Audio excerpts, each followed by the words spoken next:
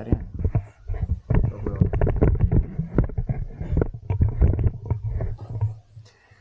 Yeah, so we are continuing with the story of trust. This is part 2 of the Maseh Bitachon, and when we finish the story, we're gonna have to discuss why is the appropriate name for the story of trust. Like it seems to be like not to be the biggest theme of the story. It's trust. Like I would call this the story of happiness. Maybe I would say the story of fixing. Maybe he's the fixer man. That's his job. And so we'll have to figure out why is this called the story of trust? Why is this the Maseh Bitachon? So this is Rabbi Nachman's tribute to how to overcome depression. You heard last week? Oh, okay. So you have to get the recording. This is important. This is not like bread and butter of life. What? Are you insinuating something? No, this is everybody. This is Mamish Rabbi Nachman, one of Rabbi Nachman's most important teachings. One of his most famous expressions was mitzvah gedalilas b'simcha. That you have to always be happy. Like this was one of his biggest battles in life, is how to make people happy, how to overcome depression. And we spoke last week because his great grandfather said, Baal Shem Tov said that the Yetzer Hara's greatest desire is to get us down. His greatest desire is to get us depressed, because once we're depressed, once we think we're losers, once we think that we're failures, so then we are his. And so this is the mamish to get out of this loop, to get out of this trap. It's a very, very critical thing in life. It's a critical thing in being successful in life, being successful as a Jew. So we talked about the king being the Yetzer Hara, and the king wanting to foil all of the happiness of the world and trying to get away everybody's happiness, make sure that they're just full of worries. So we said last week that there's two shalom. That number one, the first important technique is to celebrate life, is to always be partying, is to always look for reasons to celebrate. And so it's Rosh Chodesh, so you have to make a big party. So the first thing is to celebrate life, to make sure to look for excuses, to look for reasons to be happy, because there's always a reason to be happy. And if you focus on it and you make a big deal about it, so then it'll get to you, and eventually we'll convince ourselves that there's a reason why we should be happy, there's a reason why we should be excited, and it'll eventually work. Okay? And number two, what we learned last week is to be a fixed man. What does it mean to be a fixed man? To be a fixed man means to be a person that helps others. Rabbi Nachman called himself a doctor of the soul. A doctor of the soul. He would tell people, bring me your broken souls and I will fix it. Okay? And this is Rabbi Nachman's advice to all of us, that we can all be this tzaddik. We all have this piece inside of us, which is the tzaddik inside of us. Every yid's a big tzaddik. Every yid's a big tzaddik. What song is this? Every yid's a big tzaddik. Is it called?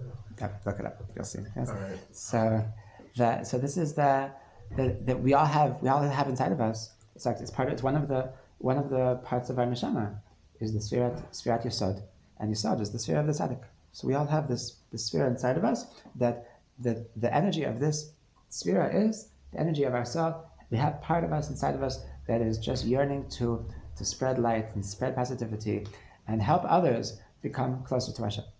So this is the tzaddik inside of us that we're trying to watch over, to kindle this fire, to help it that it should be able to feel healthy, it should be able to feel expressed. And how does it feel expressed? It feels expressed only when it's helping other people get better. Okay, so this is a need of our soul to inspire other people. And so the more that we can do this, the more that we can inspire other people, the more we are going to be less depressed. Why is that? Because the more we're helping other people, the less we're obsessed with ourselves. Lest we're obsessed with ourselves.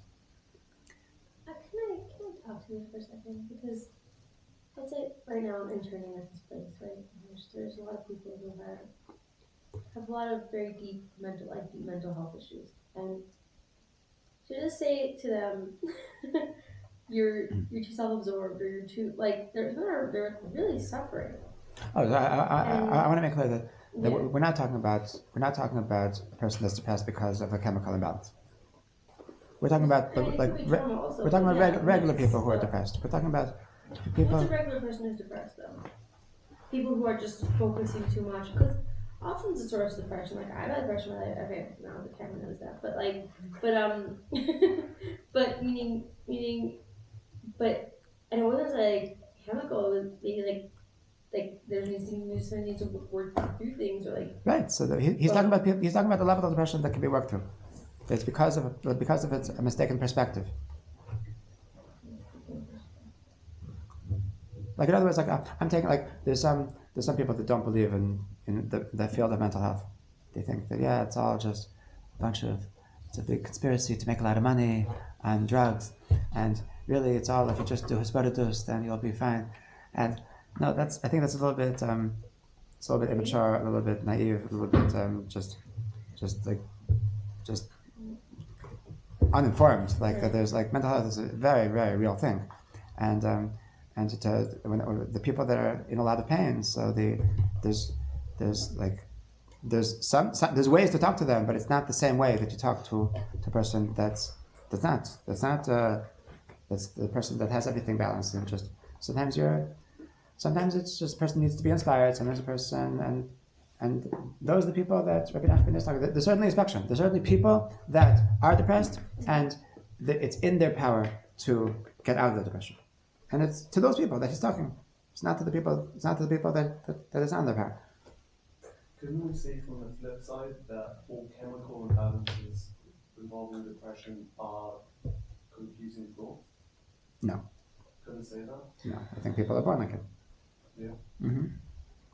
And so they're not born with, at the same time, with chemical imbalance and by genetic confused thought that they're here to fix.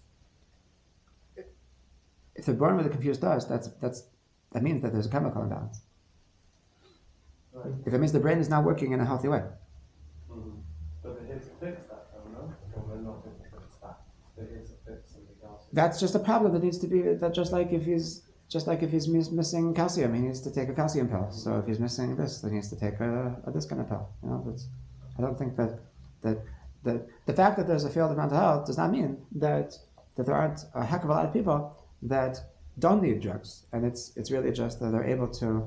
That if you just talk to them, you're able to inspire them, then that can get them out of bed. That can get them now. And the problem is that sometimes people misdiagnose and they see a person that's just a little bit down, that's just a little bit uninspired, and they say, "Oh, you need drugs," and then they get addicted, and then that's a problem. So to those people, Rabbi Nachman is trying to inspire them. That the people that he was talking about depression before the field of mental health existed. So the people that it wouldn't help didn't have other methods. So for sure, 250 years ago, it was imperative to give just practical advice that people can do homemade remedies. The brain is very complicated too, and you could necessarily develop an imbalance over time.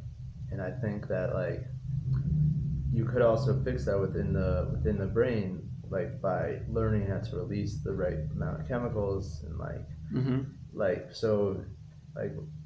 what you're saying could also help someone that does have a chemical imbalance in a way. Because it could literally. Somebody told me once that we're human beings are programmed that when we smile, the act of smiling releases some hormone that makes you happy. Yeah. So a person could say it you should just smile even if you're not happy because fake it till you make it, and they don't realize that's you're actually manipulating the chemicals. Right. So, yeah, for sure. A lot of times pills are just a band-aid in that actually. Precisely. So it's very complicated. But other times they're not a band-aid. Otherwise, sometimes the pills is the surgery. Yeah, for And sure. there's- you No, don't, I agree. I can hear that. I think it's very complicated, but I will say, was there Nachman? Does he deal with depression? Yes. Did, right? I'm very curious to know what it looked like for him. Like, what was that experience like for him? Does anybody know more about that? He didn't talk about it so Talk much. about We it? don't talk about it so much, but we only know about it from a small excerpt in Chaim Moran that I quoted last week. That he described himself as not being a very happy-go-lucky person. He described himself as being a melancholy person. Well, but this is really interesting how a person can be a tzaddik and at the same time struggle with these type of issues. It's just Yes, interesting Rabbi how it Nachman goes together. was a tzaddik because he Yeah. didn't give up. Mm. It was relatable. Mm-hmm. So this is when he was younger that he had depression? No, Or this did is he, his grow up- entire life. His entire It life? sounds like fighting But it. he didn't- Yeah, it sounds he like never fighting gave his up. whole Never gave up. life. I never heard of Breslava with depression. They're all depressed. I'm I don't know. sorry. The Pinkus once said that he was walking down the streets of Tel Aviv, and there's these high school kids. They were just laughing really hard. So his son asked him, Abba, why are they laughing so hard? So he told him, because they're so sad.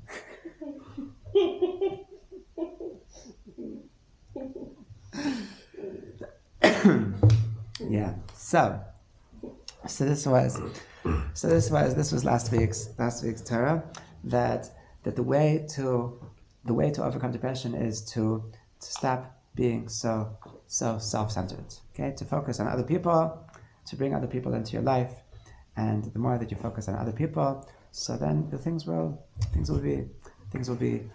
just be better. I was talking to somebody this morning that this is what I think. This is what I think is one of the reasons why it's so wonderful to have children. Thank you. That one of the blessings of having children is that when you have children, it forces you to be selfless. It forces you to be selfless. If you're going to have children and continue to be selfish, so you're doomed. You're gonna have a mental breakdown.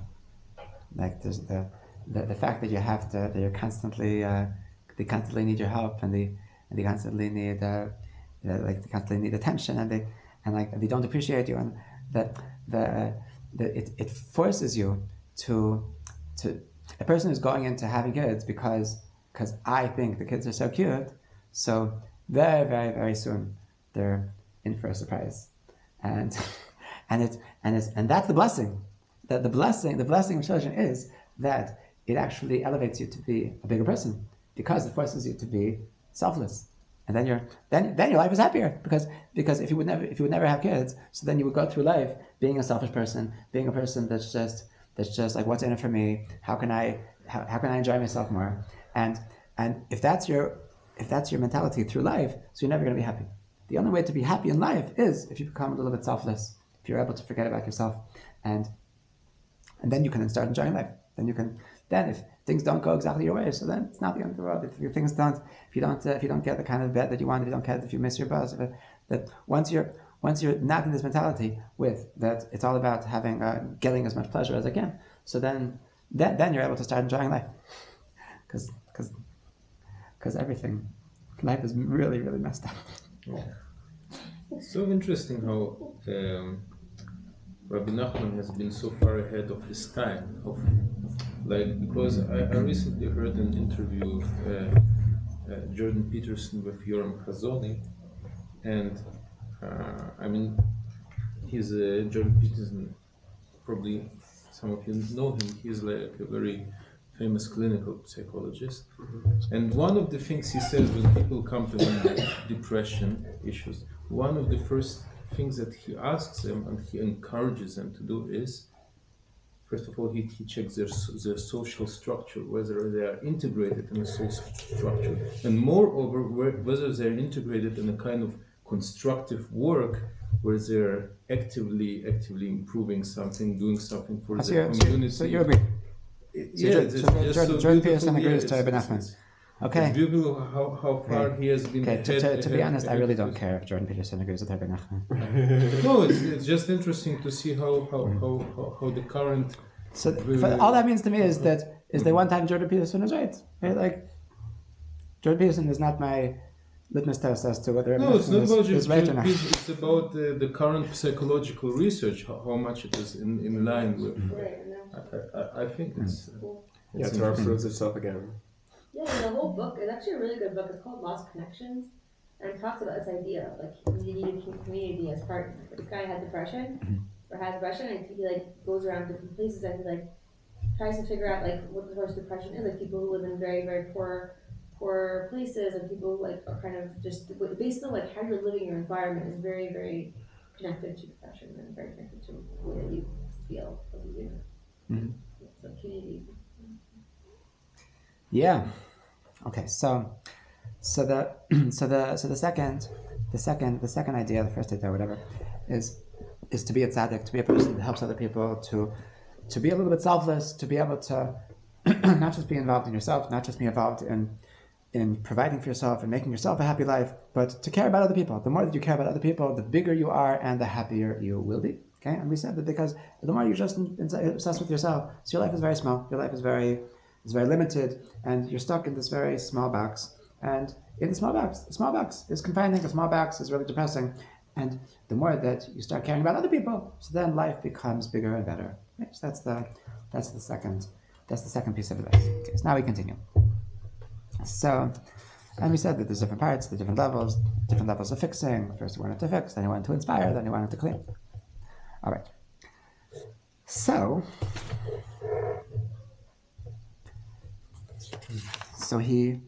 the king came and he found out that he was cleaning people's stables, and then he prohibited anybody from cleaning anybody else's stables. And so what did the king do? So he decreed that no one is able to clean anybody else's stable. So in the morning, the man went looking for stables to clean, and he told them about the king's newest decree. So the man went and enlisted as a soldier with the minister who recruited soldiers for the king. There are soldiers who are enlisted mandatorily by the government, and there are others who are hired for a salary. So he had himself hired, and he set conditions with the minister that he would not be enlisted permanently, but rather on a daily basis, and every day in the morning he would be paid for a day's work. Okay, so now he wants to be, his next turn for a career path is that he's going to be a soldier for no less than the king. Okay? And who's the king? The king is the arch enemy. The king is the Yetzer Hara, right? So now he wants to be a soldier. He wants to be a soldier for the Yetzer Hara. Okay? If you can't beat him, join him. Okay, we're going to see it's not going to end well. But this is his new idea. Maybe the way to deal with depression, is to just give in. Maybe to just like stop fighting it. Stop trying to be happy. Just like Stay in bed. Just be in acceptance. Embrace the fact that life sucks. Embrace the fact that it's okay to be not okay. And just like, I don't need to, like, enough. Like, stop. You're driving me crazy, telling me that I need to get out of this depression. It's okay. I can just be me. Okay, that's what it means to be a soldier for the king. On a spiritual level, so to be a soldier for the Yetzer Hara means to think that I don't need to fight it, that I can go into the world of Tumah, and by going into the world of Tumah, so I'm such a tzaddik that when I go into the world of Tumah, so I'm going to purify it. I'm going to fix it, and this was the philosophy of Shabtai Tzvi. Shabtai Tzvi, Yimach Shema. So he he used like highly, he was a very spiritual man. He used lots of Kabbalistic things to be able to have spiritual powers, and yet he did horrible sins. He would like commit adultery with women and like the different things like, and he was part of this philosophy to bring God's presence into the lowest realms of spirituality, to show that Hashem can even exist in the middle of the biggest averas in the world, and that was like his novel philosophy of how to bring kedusha in the world is by doing averas. Right? Who would have thought? Shem Tzvi, the false Messiah. So yeah, it's so interesting. Yeah, like I can tell why people were attracted to it. It's a nice idea. So that's a way of yeah. I know you from somewhere. Yeah, I came once. Okay. Anyone listening is Nachman? Oh yeah, okay. Welcome back. So what you call it? So this is being a soldier for the king means that to think that you can beat the king by doing his bidding. Right? It was I once read this joke about this guy that some tzaddik some Rebbe that he had an interesting way to confuse the Yetzirah by giving in without a fight. I'll get him. He'll never know what hit him off. So people have all these crazy ideas that they can enter the world of sin, they can enter the world of Tumah without being taken over, and it's going to backfire, right? Did Shlomo HaMelech used to travel to undergrounds unscathed? He was not being a soldier for the king. He was trying. Shlomo HaMelech, I think you're referring to the fact that he had conversations with the king of the demons, with Ashmedai, the king of the Shedim. So that he was not being their servant. He was not being the soldier. He was trying to fight against the forces of evil. Yaakov Avinu. So he fought with the angel of Esav. He was to wage war against the forces of evil. That's a very noble mission. Okay, but he's going with the philosophy of if you can't beat them, join them. Okay, so he says that I'm going to do it only one day at a time. It's not going to be permanent, and he says that I want my money every day. Okay, so he had himself hired, and he said that I want every day you have to pay me because I need to buy my meal. Okay, so the minister outfitted him immediately in the soldier's uniform, gave him a sword, and sent him to where he was needed. In the evening, after having finished all his work, he stripped off his uniform, he bought his usual meal, he went home, and he was very happy. The king came to see him again and saw that he was prepared, that all was prepared before him, and that he was very happy. He entered and he slept as before. In the morning, he asked him as before, and he answered. The king then went and summoned the minister and commanded him not to draw any money from the treasury to pay any of the men that day. So the next morning, the man went to the minister to receive his daily pay, and the minister would not pay him. He told him, but didn't we agree that you have to pay me every day? He answered that the king had decreed not to pay any man that day. All that he argued with him was to no avail. The minister said, I'll pay you for 2 days tomorrow, but today it's impossible to pay you. So what did he do? He went and he broke off a piece of his sword. He affixed a piece of wood in its place so that the difference could not be discerned from a distance. And then he went and he pawned the metal blade and he bought with it his usual meal. Yeah, so he was a soldier, so he had a sword. So he took a sword and he broke off the metal and got money, and then he was able to buy his meal. And he was able to be happy because the meal was a meal. And the king came again, and he saw that his happiness was even more complete than before. And he again entered the house, he slept there, and asked him as before, and explained to him that he had been obliged to break off a piece of the sword, and he pawned it, and he bought it with his meal. But when I get paid, I'll use the money and repair the sword, and no one will notice it, because I can fix all sorts of broken things. I'm a fixing man. So there will be no damage to the property of the king. So everything is good. Everything is good. Okay, so now the king was The king saw that he did this crazy thing, and he really wants to get him. So now he has a new idea. The king then went to his house, and he went to his house, this throne, and he called the minister, and he said, "There is someone sentenced to death. Call that man whom you hired as a soldier, and command that he decapitate him." The minister did accordingly. He called him, and he came before the king. And the king commanded to gather all the noblemen to come and see this farce, that there was a man who inserted a piece of wood in the blade, in place of the blade of the sword. The man came before the king and fell on his knees, saying, "My lord the king, why was I called?" So the king answered, "To cut off the head of the man who was sentenced to death." He answered him pleadingly, saying that he had never shed blood in his life, and the king should choose someone else. But the king answered that he specifically that must do it. He asked the king if the man's guilt was certain. "I've never shed blood in my life, and it was all the more difficult for me to execute someone whose guilt was not so certain." The king answered that there was no question that the man was guilty, and now it is specifically you who must execute him. Upon seeing that it would be impossible to sway the king's decision, the man turned to God and said, "God Almighty, I've never shed blood in my life. If this man is not guilty, may the metal of my sword turn into wood."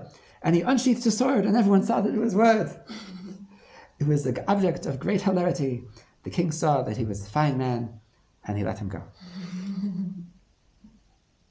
I was telling this to my kids. They started cracking up. So this is the end of the story. Okay, this is the end. They lived happily ever after. That the king let him go. The king was impressed. He was a noble man, and "I'm going to leave you alone. Finally, I'm going to let you be happy, and then I'm going to stop trying to make you depressed." Okay. Let's try to understand this last part of the story. Okay. So first of all, we meet the king for the first time. We meet the king in his home. Okay. When the king is not at home, so he's trying to make people depressed, right? When he's not at home, he's trying to make people depressed. When he's at home, what's he doing to people? Knocking them depressed. Sentencing people. He's executing. He's executing. Okay. When he's home, now that he's finally home, so what's he doing? He's executing people. Okay. Okay. So this is based on the Gemara in Bava Basra. The Gemara says that who Yetzer Hara, who Hasatan, who Malach HaMavet. Right? That's scary. No, not here. So who Yetzer Hara, who Hasatan, who Malach HaMavet. Okay, that there's one guy with three tasks, three career paths. Okay, when he sat down with his career counselor, so he said, you're hard to read. I think you would be a great evil inclination. I think you would be a great executioner. Also, you would be a great prosecuting angel. Okay? So it's all the same guy. Okay, the Satan is the prosecuting angel, the Yetzer Hara is the evil inclination. And the Gemara says that it's the same guy, that he comes down, Yovedu Masit, he comes down and he's Masit, he tries to get you to do a verse. He says, come on, it doesn't really matter. Hashem will understand. It's just one time. You're going through a hard time.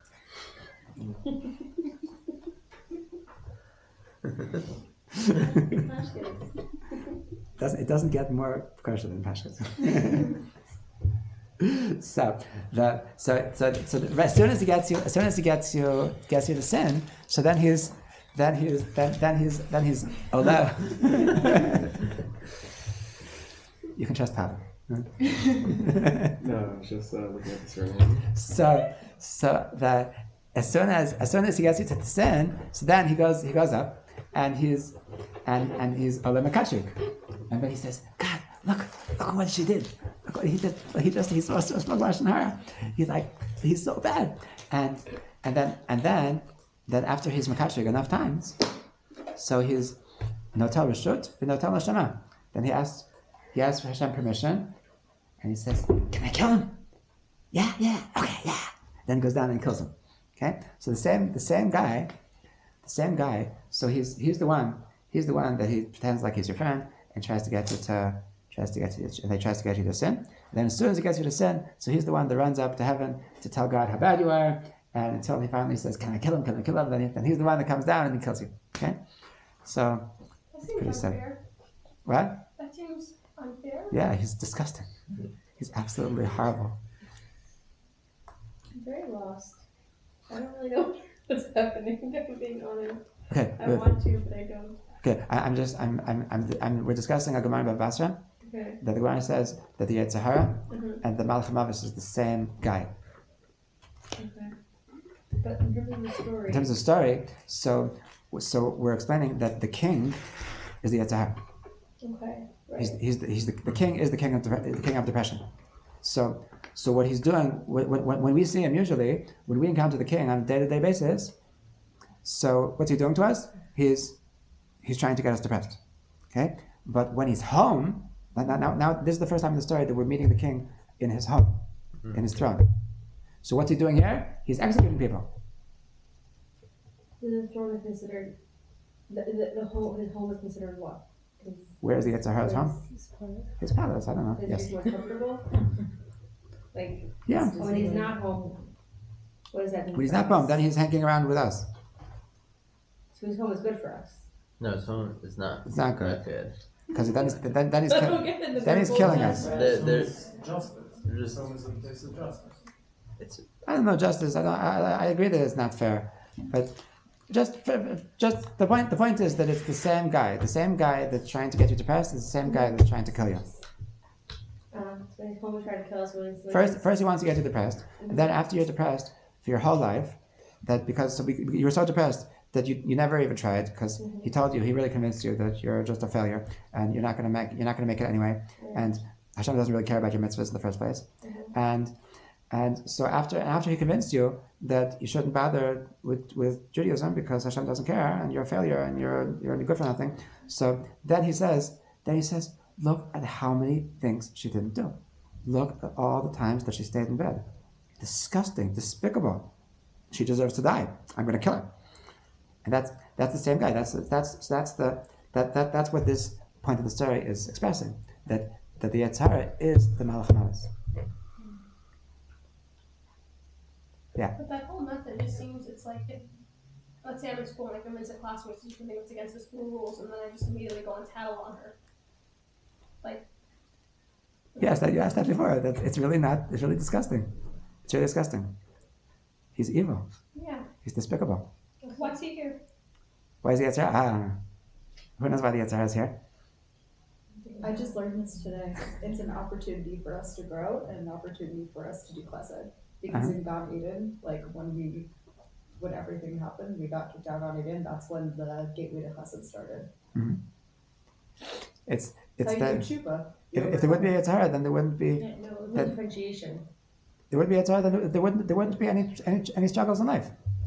There wouldn't be any struggles in life. If there wouldn't be any struggles in life, then life would be pointless. Life would be absolutely pointless. The whole point of life is to overcome struggles. So anybody that has an easy life, sorry to tell you, nobody here, right? Nah, we're all blessed. What? I said, nah, we're all blessed.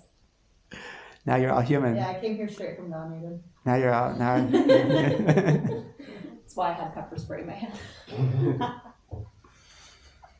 I literally just sprinted here from something. I'll tell you later. Okay. Yeah. So, Adventure. Is there ice for her? what? Ice. I don't need ice. It's okay. I got it in my mouth. There might be something in the freezer. It's okay. Okay. I'm fine. Anyway. Please keep No, going. alright. Okay, pass me some more water, please.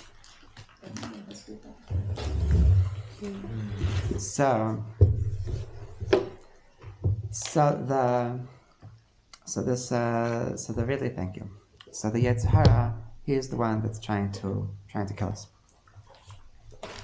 And so how does he deal with this being called to the king's palace and being asked to participate in this work of the Malach HaMavos. So how does he ultimately defeat the Yetzer Hara? How does he defeat the Malach HaMavos? Well, So what is it? What is it that lets the king, that lets him go on his way? What, that he sees that he's an excellent man? You got none off track. What? You got none off track. Got a what? A none off track. Being track. I was dancing. And I was He's just like, dancing. I'm so Oh, happy. I oh. never felt depressed ever in my life. Almost. What in the story? What do you do? What do you do? He goes out and he says, God in heaven, I've never shed blood. If this guy is really innocent, do a miracle and turn my sword into wood. And Nick says, and the king was very impressed. We're not allowed to pray for miracles. What? I thought we're not allowed to pray for miracles. Correct. We're not allowed to pray for miracles. Wait, why but not? That's not the point. Was he So praying? you do the work instead. Was he praying for a miracle here? no, he knew. He was the one who turned it into wood. Yeah. He was the one who turned this into wood. So what was he doing? And the king also knew. The king also knew that he was. Yeah, that's the what king I also was knew gonna that he say. turned it into wood. Yeah. So what was he doing? Oh, convincing the other people around. Admitting to it? No, Making a joke. he was making a joke. You guys are so serious. Yeah. Yes, he was cracking a joke. He was doing stand up. He was making a scene, and he was being very dramatic, and he got everyone to laugh. And he said, "That's a good man. That's a good man." Everybody started cracking up, and the king saw that he was a fine man. You're a fine man if you know how to make a joke. And he let him go. Okay, so what is the secret to overcoming the Yetzer Hara? By having a sense of humor. You're having a sense of humor, okay? By being able to make jokes. Okay, so this is the trait that we need to acquire if we want to escape depression. Okay, Good sense of humor. Like Good sense of humor. we need to develop a good sense of humor. Okay, why? So why is this? What is it? First of all, what is the difference? What's it mean to have a good sense of humor? To see the positive in things and look at the bright side, and not focus on the negative and not look so much at the negative because you know the negative. So it's oh shit. No, you said It's it. also to mock a level of truth. Mm-hmm. Yeah, not to take things seriously. Mm-hmm. You said it a second ago. So humor is the Yetzer Hara? And Sorry? like it's the Humor is 100% the Yetzer Hara? Oh, the opposite. This is how you. It's how you cope. Humor is how to conquer the Yetzer Hara. You bring light to the situation. Exactly. It's a hard.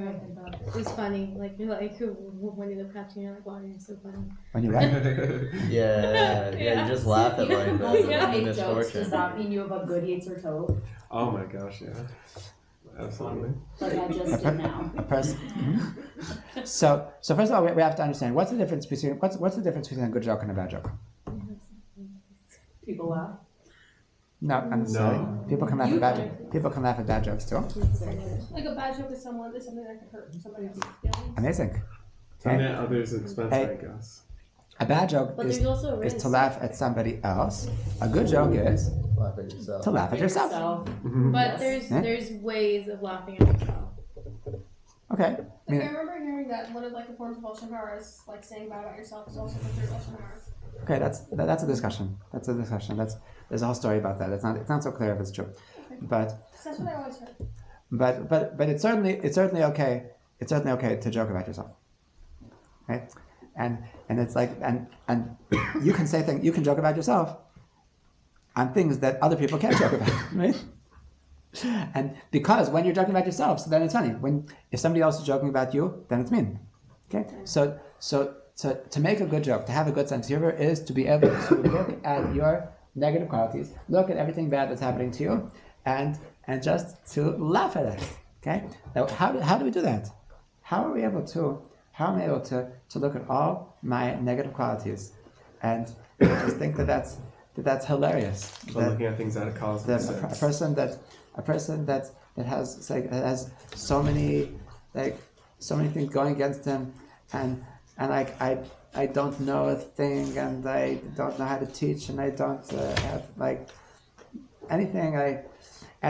The fact that I'm giving a class, that's just hilarious. That's just and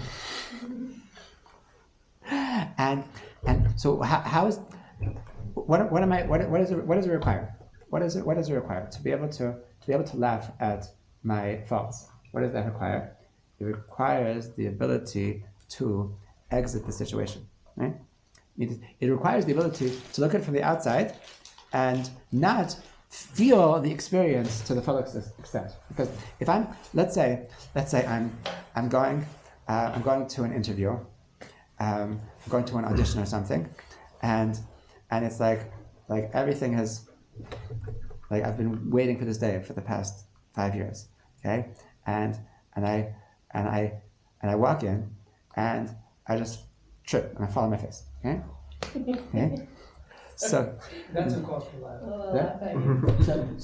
So a person that's too much in the situation, so he's gonna turn beet red, and he's gonna start thinking, oh my God, I just ruined my life.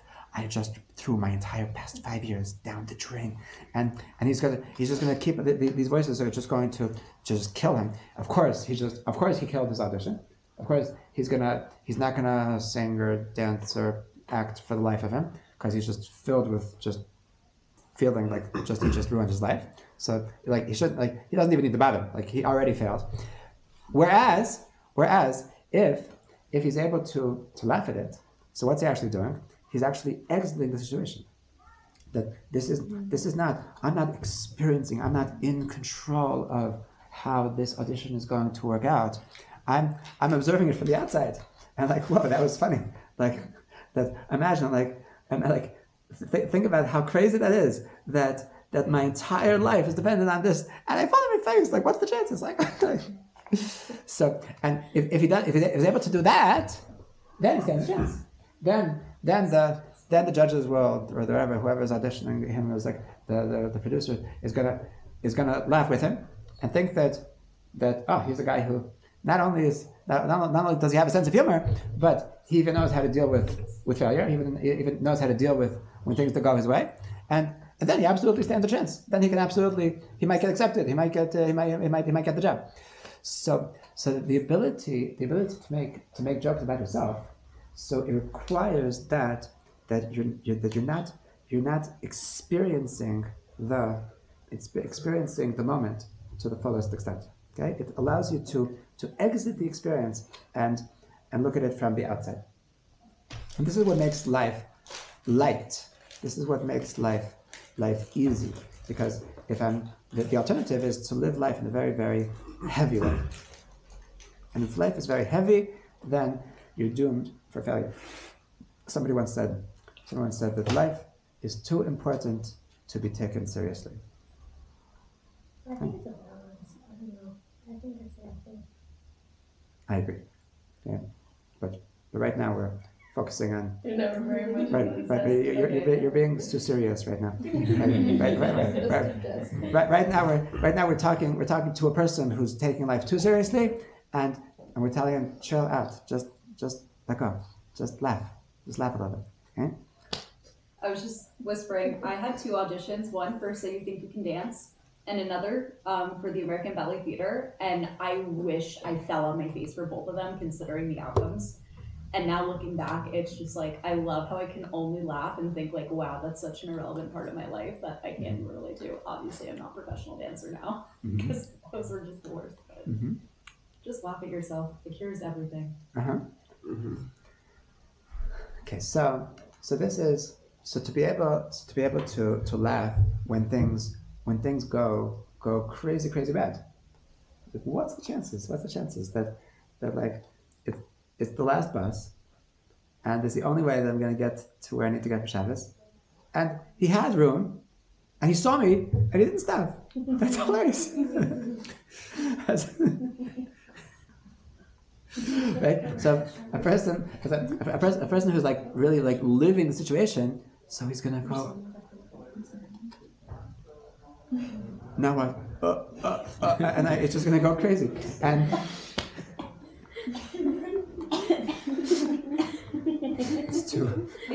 doing it too real. Total Right? denial. You're start walking. Isn't it a state of denial though? At that point, Could be.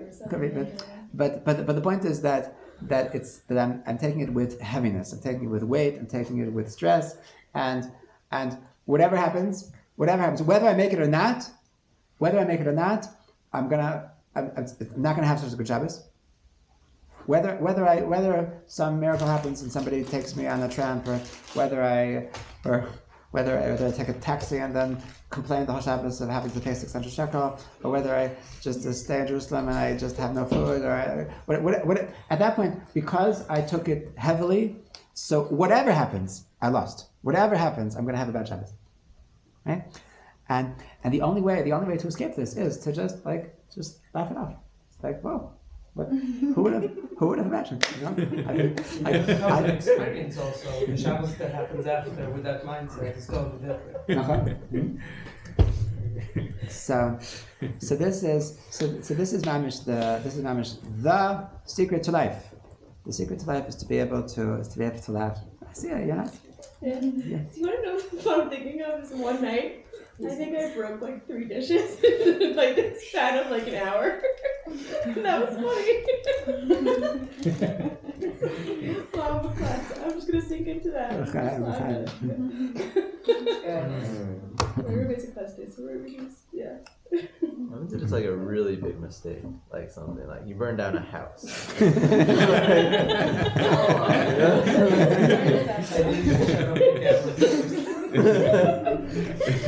Lose your own house. Asking for a friend. Asking for a friend. I mean, it almost happened. Yeah. Okay, then you can take Leia's balance. Okay. Okay. Yeah. Call Leia for that one. Yeah, I think everybody knows what I'm talking about. Everybody knows the things that happen to us, the things that we mess up, the things that we do stupid things that aren't our fault. Things that aren't our fault, and it brings to situations that we wouldn't have preferred. And we have 2 options: either we can sulk or we can laugh it off. Okay?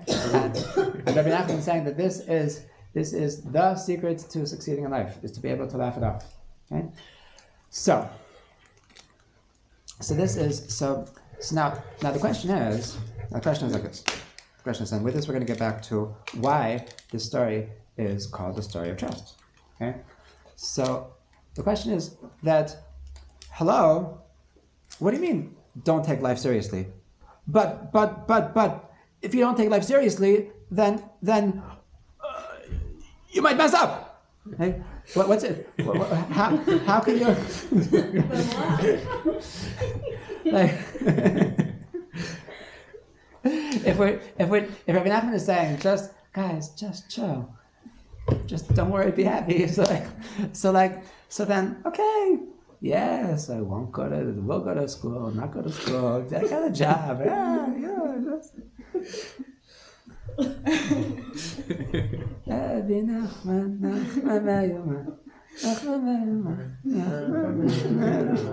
Come on.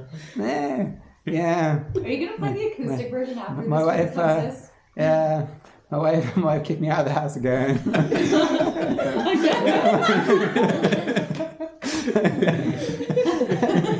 the bright side. Get the 2 of the front bench.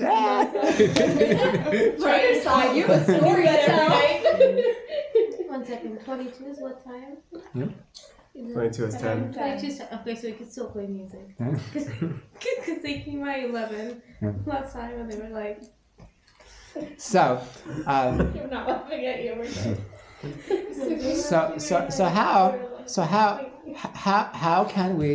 how can we should I up?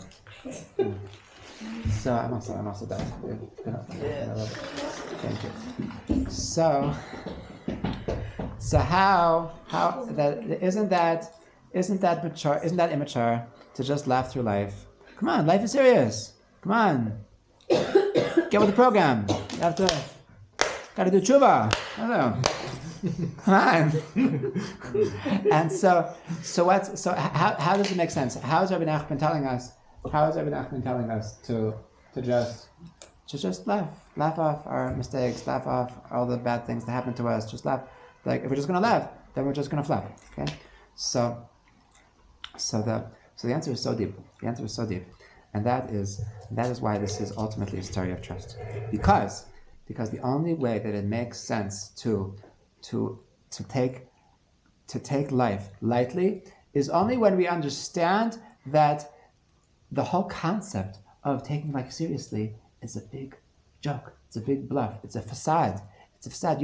You think that if you're really, really, really stressed and you're really, really careful then not to make any mistakes and not to move any fingers in the wrong directions, you really think that then everything's going to go good? You really think that then I have a secret for you. Hashem can still do whatever He wants.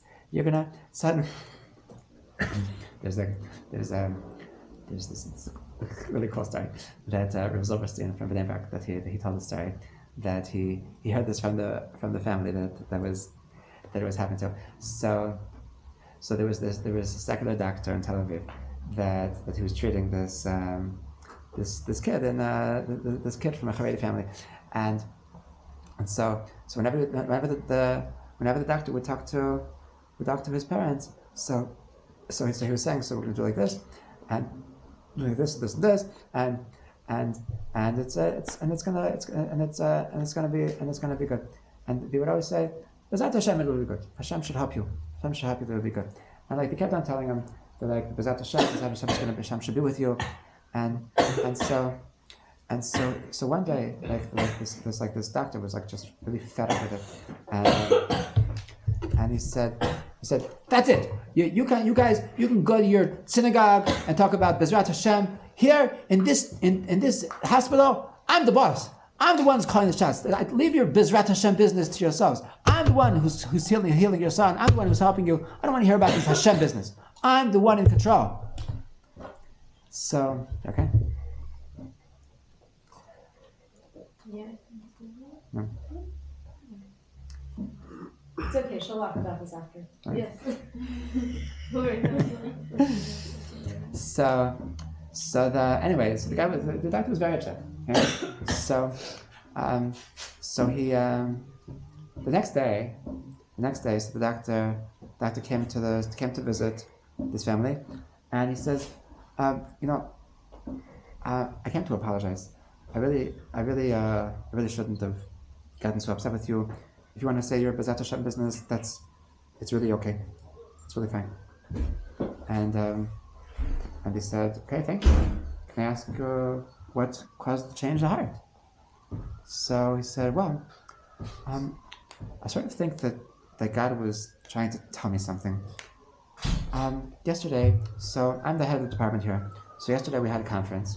Right after I spoke to you, so we had this conference, and I was giving a speech about something that I had researched. I was giving in front of all of the whole department, and we're talking like 30, 40 doctors that I was speaking to, and I started speaking to him, and I suddenly realized that this is so weird.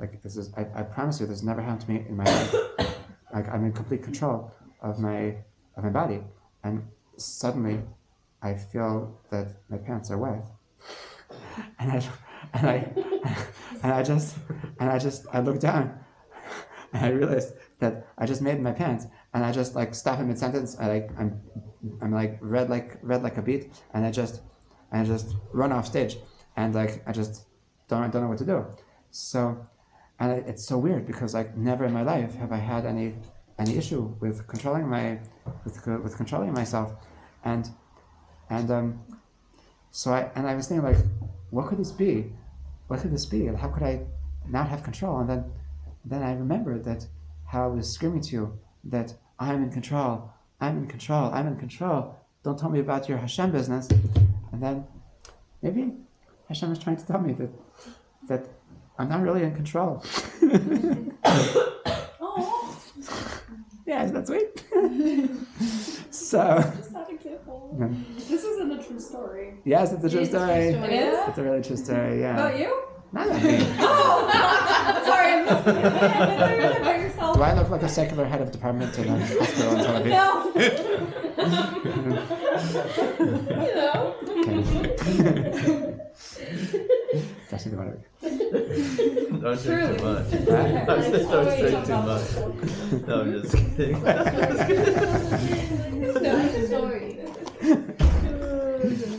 Thank you. Okay, so.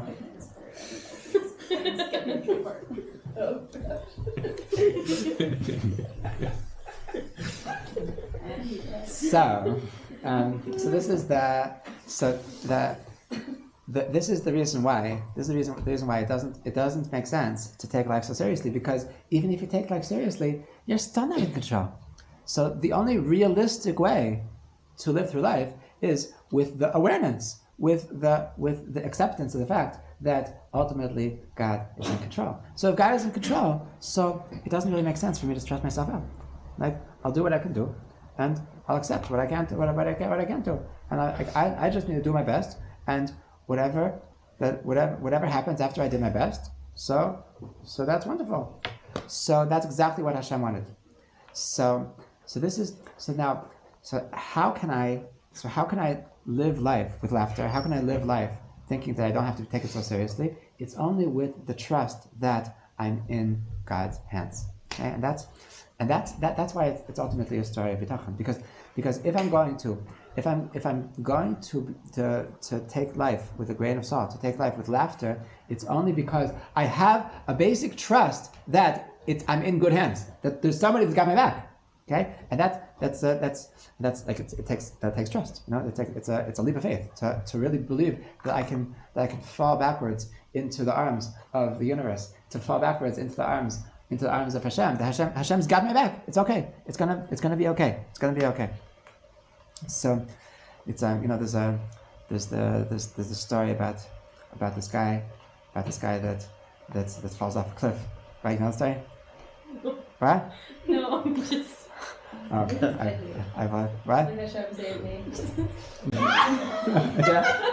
Yeah. Oh, there's a scene like this in Finding Nemo. You should definitely watch it. With Dorothy is like, yo, just trust me.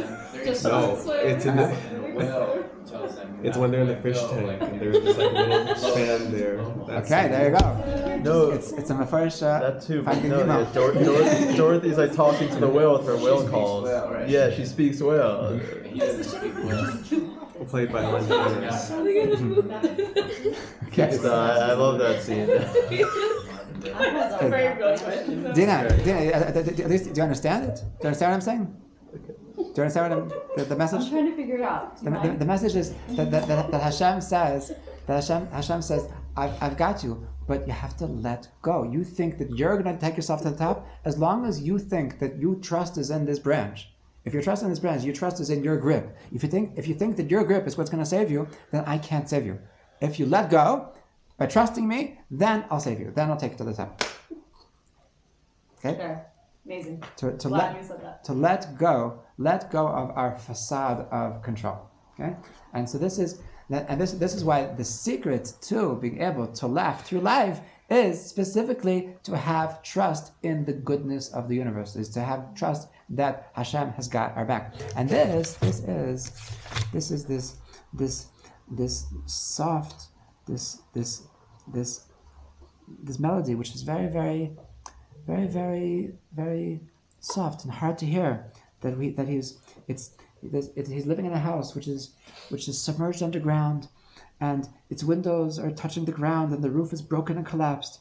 And he's playing a fiddle, but you have to listen very carefully to hear the melody of his fiddle. And this melody of trust, this melody of that is that, come on, guys, you're not really in control anyway. So you have to really tune in very, very. You have to be very, very, very aware to hear this voice, because it's not what's popular. This is not what you're hearing on the radio. This is not what Hollywood is telling you. This is not what Silicon Valley is telling you. This is not what the world wants you to think.